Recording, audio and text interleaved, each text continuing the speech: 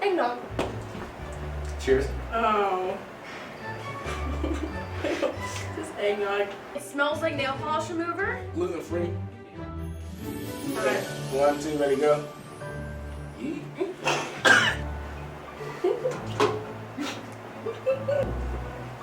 Oh, it smells terrible. It smells like paint.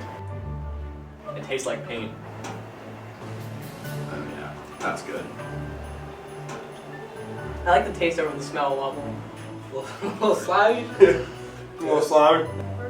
No, it was like old ice cream. It doesn't taste bad. It's a texture thing. It is really thick. I don't know what that tastes like. We never What's had it made eggnog. with? I don't know how to feel about this. It's just weird. It's good, but weird. Yeah. It's like a bad medicine. It's so good.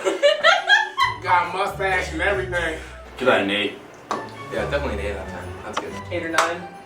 I would say 9. Alright. I give it a 7. I give it a 4. It's like a 6.5 out of 10. I'm giving it a 2. 3, 1. I rate this a 10. This is bomb. It's getting the This is getting a 2.3, I'm gonna say. It's not too good. A great Christmas present to give to your Aunt Sally